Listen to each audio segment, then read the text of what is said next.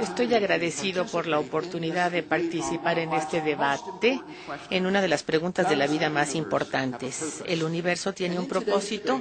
En el debate de hoy tenemos en el lado afirmativo y vamos a defender dos contenciones principales. La primera, que si Dios no existe, entonces el universo no tiene propósito. Y en segundo lugar, si Dios sí existe, entonces el universo sí tiene un propósito. Déjenme decir una palabra para defender estos dos enunciados. Primero, si Dios no existe, entonces el hombre y el universo inevitablemente están condenados a morir.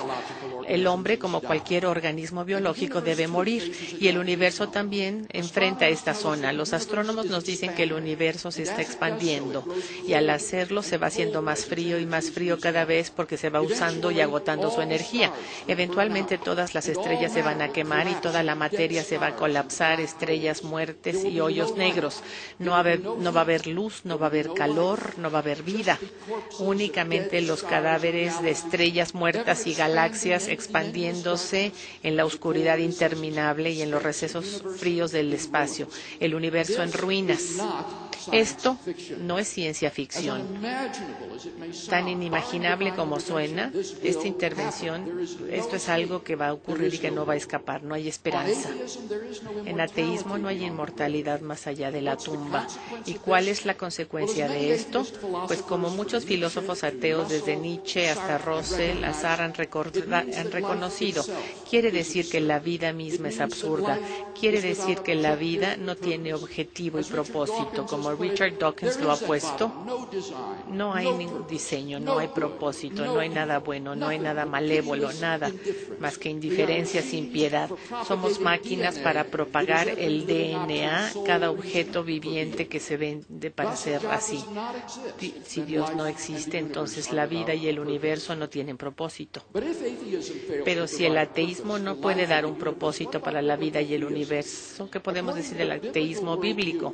De acuerdo al mundo bíblico, Dios sí existe y la vida del hombre no termina en la tumba. El propósito de la vida es encontrarse en una relación personal con lo que es un Dios santo y amoroso.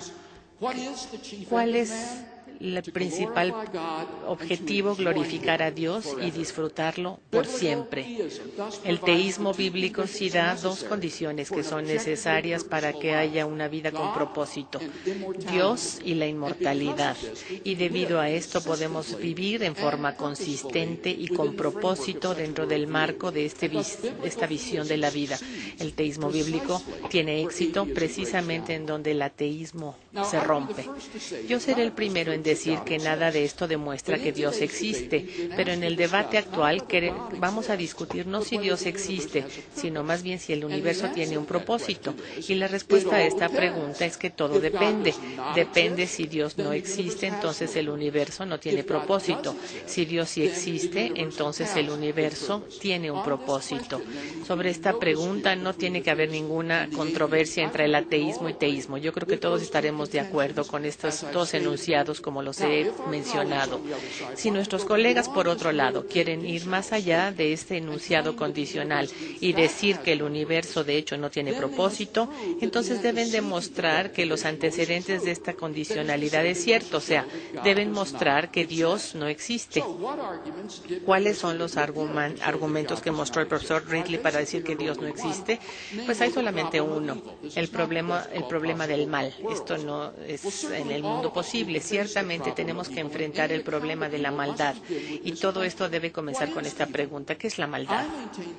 Yo mantengo que la maldad es el alejarse de cómo deben ser las cosas. No se me ocurre ninguna otra definición más razonable de maldad que compartir las intuiciones. Si estamos de acuerdo que hay maldad en el mundo y que la maldad es la manera de partir o de salir, debemos estar de acuerdo también que hay una forma como las cosas debieran de ser. Pero si hay una forma como las cosas debieran de ser, debe haber algún plan de diseño trascendental o un propósito que determine cómo es que las cosas debieran ser. De tal manera que debe haber algún ser trascendente, el creador, cuya voluntad es es porque lo que las cosas tienen que ser así. Y la maldad es evidencia de que Dios sí existe. Si los ateos llegan y dicen que Dios no existe, entonces no hay plan de diseño. Por ende, las cosas no debieran ser así, entonces no hay una salida de cómo debe ser y por lo tanto no hay maldad. Pero alguien aquí realmente quiere decir que la maldad no existe. No me parece que hayamos escuchado ninguna buena razón para decir que Dios no existe y que los ateos no están comprometidos diciendo que es lo mejor de todos los mundos posibles. Ahora, el tiempo no me permite desarrollarme en mis enunciados de apertura un caso para el teísmo, sino déjenme dar los argumentos que he defendido en mi trabajo público. Número 1, Dios es la mejor explicación por lo cual cualquier cosa exista más que nada. Número 2, Dios es la mejor explicación para el comienzo del universo. 3, Dios es la mejor explicación para la afinación fina de las condiciones del universo para una vida inteligente. 4, Dios es la mejor explicación para la existencia de valores morales y deberes en el mundo, incluido la maldad. Y 5, la posibilidad de la existencia de Dios implica que Dios existe. Si les interesa una discusión detallada de estos argumentos, se terminó el tiempo, lo siento. Lean mi libro si lo quieren saber. Mi colega Atkins, cuyos trabajos les recomiendo, un científico ganó el Premio Nobel de Literatura y Watkins lo dijo. Él fue invitado a dar una conferencia en el castillo de Windsor, que es una de las casas de la monarquía inglesa. En su conferencia, el príncipe Felipe dijo, al final, ustedes científicos son muy buenos respondiendo las preguntas de cómo, pero ¿qué hay del por qué? Y Peter Atkins dijo, señor, las preguntas del por qué son preguntas tontas. Nosotros los seres humanos estamos obsesionados con el propósito. Parece natural cuando se nos presenta un objeto el decir ¿para qué sirve? Empieza desde la infancia. Los psicólogos Deborah Kellerman ha investigado esto de manera muy interesante entre los niños, presentándoles una pregunta como ¿por qué crees que estas rocas son puntiagudas? ¿Se debe a alguna explicación geológica, alguna causa geológica, o se debe a que los animales se rascaron contra ellas cuando tenían comezón? Y me parece que un niño de 6 años, a los 6 años, la mayoría de los niños dan una respuesta teológica. Responden con un propósito. Dicen, sí, son picudos para que los animales se puedan rascar contra ellas cuando les da comezón. Los niños, entonces, en su mayoría, crecen luego y salen de esa área de encontrar los propósitos, pero no sucede necesariamente entre todos.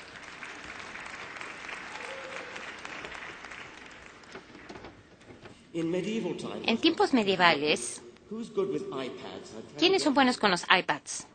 Aquí estoy.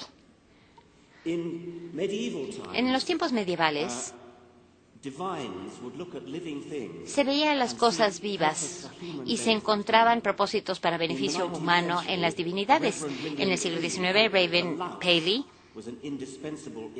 él pensaba que se requería una salud. También había el valor humano que se fomentaba y se daba capacitación para la guerra. Un escritor del siglo XVIII hizo un ejercicio de que la inteligencia en la industria era para unir a Dios.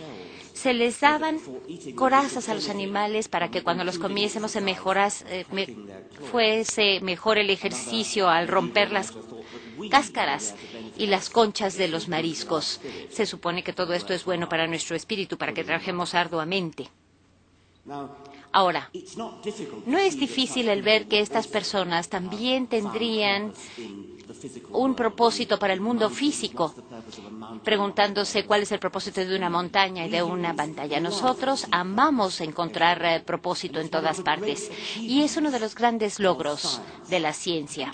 Me parece que especialmente Darwin, pero otros científicos también, el mostrar que el impulso que tenemos de encontrar propósito en todo no funciona. Y él lo hizo, no con las cosas sencillas como las montañas, aunque las montañas no tienen un propósito. Lo hizo con los seres vivos.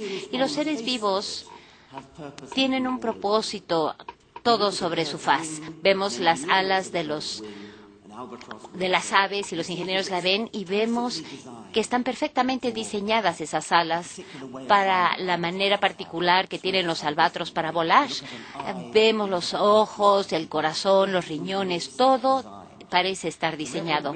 Para el reverendo William Paley mismo, que fue uno de los primeros, uno de los más coherentes promotores de este punto de vista, diría yo, elevó el mundo viviente como el lugar más importante donde puede encontrarse evidencia de una deidad, él pensaba.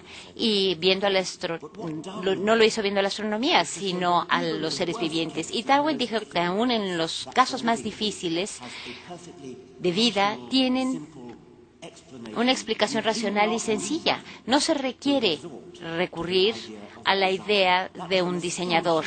Esta fue un logro intelectual sorprendente, algo tan complicado como un ojo, algo tan complejo como un corazón, aún un cerebro. ¿Quién hubiese pensado que por las leyes de la física, sin ser violadas, llevaron a este proceso brillante de la selección natural y la evolución por selección natural, que las leyes ciegas de la física pueden producir la ilusión del diseño, un diseño tan complejo y tan persuasivo como el que encontramos en el mundo viviente? Bueno, nuestros colegas, por el otro lado, probablemente se han dado por vencidos en el mundo vivo. Este round de cacería, probablemente el mejor lugar de estar como Paley reconocía, están siendo obligados a retroceder a lugares como el origen del cosmos, el origen del universo. Y les gusta señalar el origen del universo y decir, es algo que la ciencia no puede explicar, el Big Bang, o la ciencia no puede explicar de dónde provienen las leyes de la física. Los físicos están trabajando en esto. Eso es lo que hacen los científicos. No se sientan patéticamente y dicen, bueno, no entendemos, así es que lo hizo Dios. Los científicos, de hecho, trabajan sobre el problema. Se ponen a trabajar para tratar de dilucidar la razón del problema. Los físicos algún día responderán estas profundas preguntas, y aun si no lo hacen, aun si la física no logra responder estas preguntas, ¿qué demonio nos hace pensar que la religión lo hará? Gracias.